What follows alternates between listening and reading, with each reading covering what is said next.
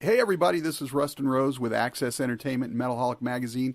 Joining us tonight, Jonny Hetherington of Art of Dying. How is everything in your world, my friend? Hey Rustin, good man, thanks for having me on. Absolutely. Now you guys have been amazingly busy. You released Rise Up last year, Nevermore this year. You have now kicked off the new Pledge campaign for the new album for next year. Oh, and you're doing Shiprock next month. You guys are like in fuego right now. It's pretty busy, man. We like it that way, though. You know, it's pretty liberating to be independent and be at the helm of your own career and just be able to, put out as much music as you can and make as much music as you can and tour as much as you can. It's awesome. And speaking of touring, you guys just wrapped up, a 40-date headline tour for the Nevermore EP. How'd that go? It's fantastic, man. It was a first time we've ever really gone out and headlined clubs on our own, and just an awesome experience. You know, we saw so many of our diehards come out. That's kind of our group of super fans that we love. And actually, you mentioned Shiprock. We were a little surprised, pleasantly surprised to see so many Shiprockers come out in droves on land. It was awesome. Now, you guys also just released a live performance video for Torn Down. Was that sort of a thank you to the fans? Absolutely, man. I mean, we kind of think of everything as a thank you to the fans in one way or another. You know, it's just kind of our way to get more stuff out and keep people, just keep people up to date with what we're doing and what we're sounding like. And Torn Down, we had our buddy Davo, who's just become an awesome music director, video director, come out and join us on the road during the Nevermore tour. So he was able to capture a bunch of shows and a bunch of backstage shenanigans and put it all together into a video for Torn Down. And we couldn't have done it without the people at Vamped in Las Vegas. They were so kind to let us use their venue and bring cameras in, and they let us up on the roof for some stuff, and it was just kind of an awesome thing. So a lot of people pitching in on the video.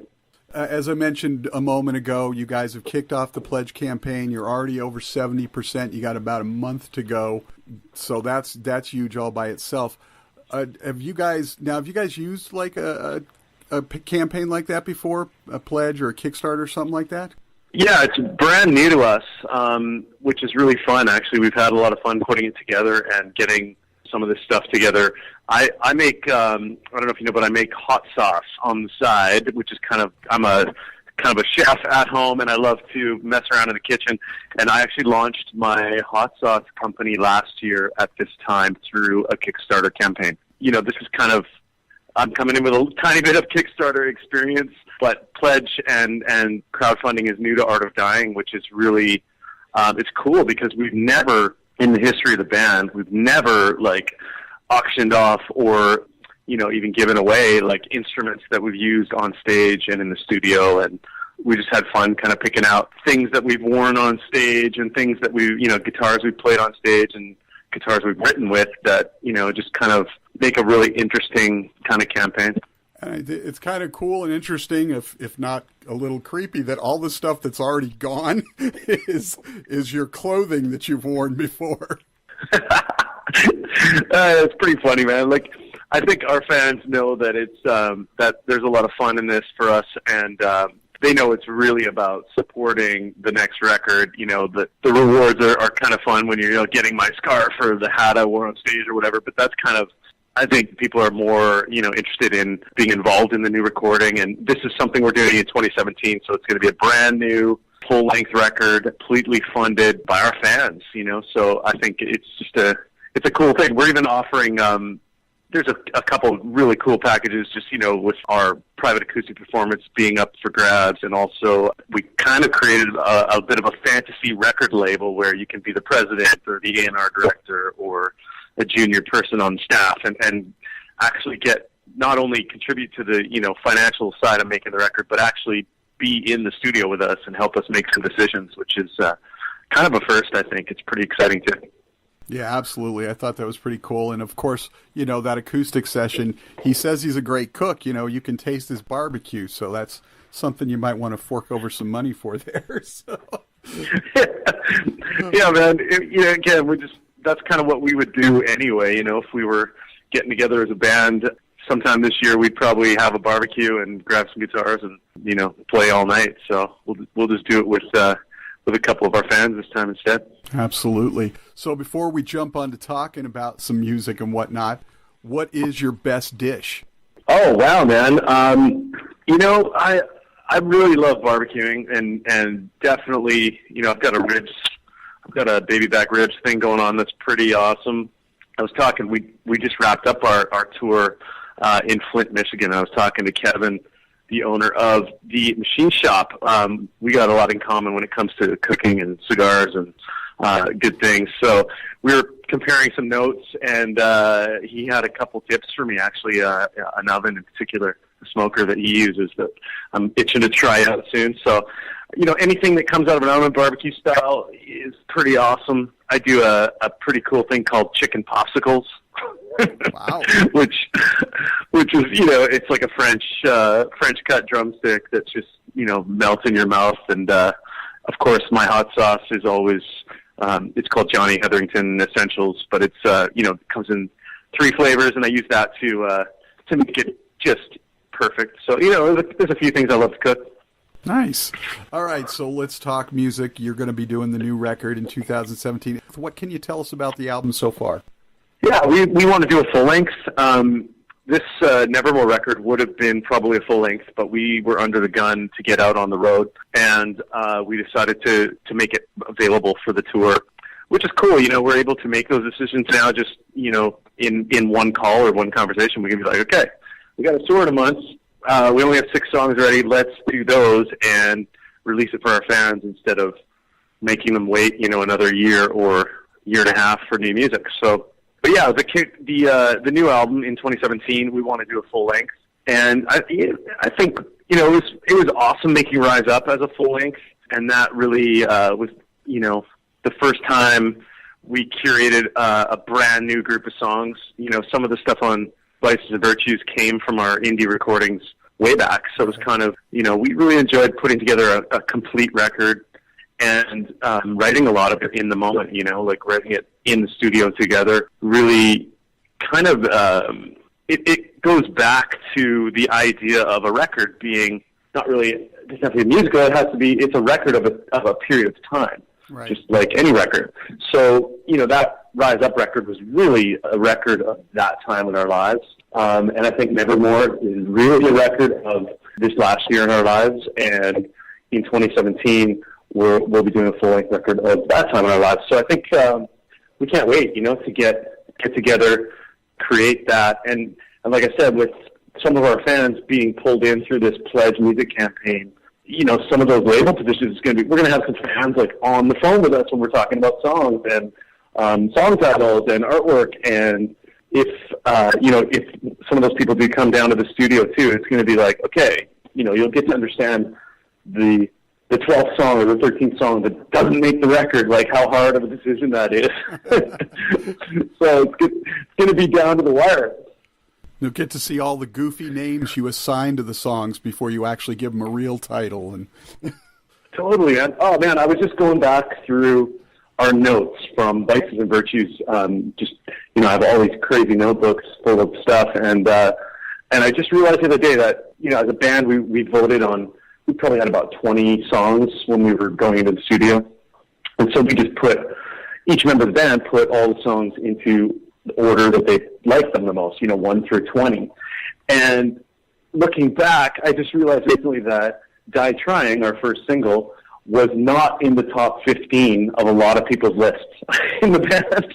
So it was like, you know, you look back and go, wow, I can't believe that, you know, all that has to happen, from the writing of the song to getting into the studio, recording it, to right down to the mix and who's mixing it, and then mastering it and coming back and listening, and all of a sudden you have to make a decision on the order of the record and the first single and all those really, really important career decisions. And it's exciting, man. It's really cool to be part of the behind the scenes of the music industry. Right. And of course, getting in there with an idea for songs and then having them take on a life of their own once you get in there. Absolutely. And of course, you have a new drummer in the band, Cody Watkins. What does he bring to the table for this new record? Yeah, Cody's amazing, man. He's been actually with us for 5 years as our drum and stage tech. So he's, obviously one of our best friends on the planet, and he's been a part of the fabric of Art of Dying for a long time. And when Jeffy stepped down last year, Cody was just our first natural choice to give him a shot, which he has, surpassed what we thought he could do as a drummer already. He's actually a pretty talented musician. He's well-rounded, he plays drums, guitar, bass, sings, elements you want in a guy. So pretty cool, man. He brings a lot of youthfulness, he's young, he's hungry, and he brings his skill and also his voice. So he's been singing with us on stage too. So we have, our 3-part harmonies are becoming even more gangy, or more sometimes 4-part harmonies, which is pretty amazing to be able to pull all of that off live.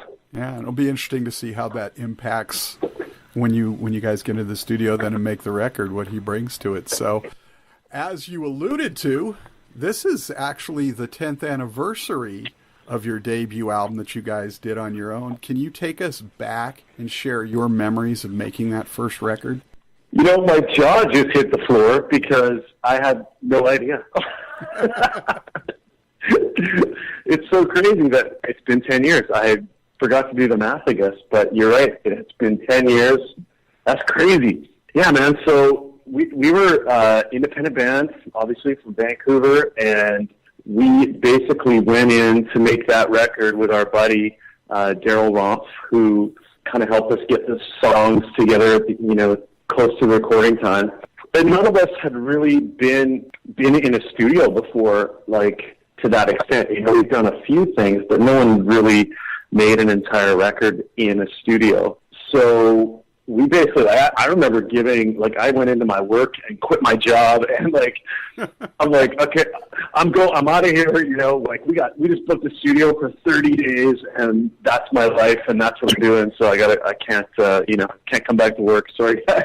And, we just went, and it was a really special time, because 10 years ago, things, I guess Pro Tools, and we were working on Pro Tools at the time, but it was still just kind of a newer thing. So a lot of the older style, I think, was still around in that studio. So it was a big board, and, just a great room. And we really made some special recordings in there. I'm really proud of it, and a lot of those nights, we definitely watched the sun come up as we were still tracking. So it was that kind of recording, where you just lived and breathed the music every single day. And 10 years later, I'm just as proud of the self-titled record as I was then. I'm still hard to believe those songs like Get Through This and Completely, and I Will Be There, and those songs that still to this day, I'll turn them on and crank them up, and it sounds really fresh to me still. So very proud of that record. Thanks for reminding me. It's 10 years. Oh, yeah. Yeah, those songs still stand the test of time. It was a great record. So, all right, so before we get out of here, a couple of quick ones. Random question. Don't know why I thought of this, but you have such an incredible voice. Have you guys ever tossed around the idea of doing like a covers EP? Well, we always think of covers because we have a lot of respect for bands like Alice in Chains and Pearl Jam and bands of that era that we love, to pay tribute to those bands. Usually our covers end up kind of drunken in a karaoke bar. So it's not uncommon to find us on the road after our gig, hitting the karaoke bar and getting messy. And that's kind of fun. So we've never really considered doing something serious. We pulled out a couple 80s songs recently that we're having a lot of fun with. We played Broken Wings from Mr. Mister on our last tour. We've been playing it for a couple of years now, and it's just so many great harmonies in that song for us to lay down. So definitely not ruling it out, man. But I think we enjoy writing and creating so much that it almost feels a tiny bit empty, to do a lot of covers together. So we kind of, to this point, we just keep it to one here and there, All right, so last question on the way out the door. It's year-end list time. I'm making mine for the magazine. Is there an album that came out this year that's really been resonating with you? Well, it's an EP called Nevermore from Art of Dying. And You know, I say that jokingly, but at the same time, I've been so wrapped up in our own music that I have not really had a chance to explore a lot of stuff this year. You know, I know other people in other bands would understand that, that's the way it is. You know, when you're making a record, you're writing it, and then when you're recording it, you're getting sick of it because you've done it so much, and then once it's finished, you're listening to it and making sure, going back and being like, oh man, did we, you're second guessing yourself all the time. So I'm still in that phase of listening to our own record. But, that being said, we've been out with a lot of bands that have really turned my head. Red Sun Rising is a great new band that I love. I have yet to really sit down with the records, but I've seen them play a bunch of times and it's just really fun. I really like what's going on with Devour the Day, good friends of ours as well, and just same kind of thing. We see them live all the time because we're usually playing festivals together or something, and it's just, it's awesome. And then it's awesome to see our brothers and godfathers, I guess, in Disturbed and Kale's Cousin Adam and Saint Sonia, and those bands take off the last couple of years and actually regroup, as in Disturbed's case, and just blow everyone's minds. So, those are kind of still the main bands that I've been checking out the past year. Awesome, Jonny. Thanks so much for taking some time. Congratulations on the Nevermore EP. It was fantastic. We look forward to seeing what the new album is going to sound like, and great success on wrapping up that pledge campaign. Thanks, brother. I really appreciate it. I agree. It's been long overdue that we speak, man. So let's do it again. Let's do it again soon. Hopefully you'll come back to Boise, because I think you've only been here like the one time earlier this year, and I'm hopeful that you guys will get back again. It won't take nearly as long, and maybe we can sit down in person and we'll talk food and rock and roll and whatever else is good in life. Great, man. Boise is one of my favorite towns away from home when it comes to music, for sure. There's some big history there.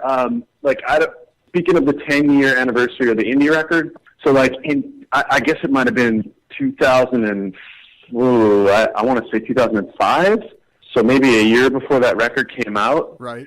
Someone at the station in Boise, it's not the team that was there now, I think his name was Eric Christensen, and he was the program director, and he heard Get Through This, and he just grabbed it and said, basically I discovered this little band from Canada, and he threw it on the air, and it climbed the chart, just in Boise, nowhere else.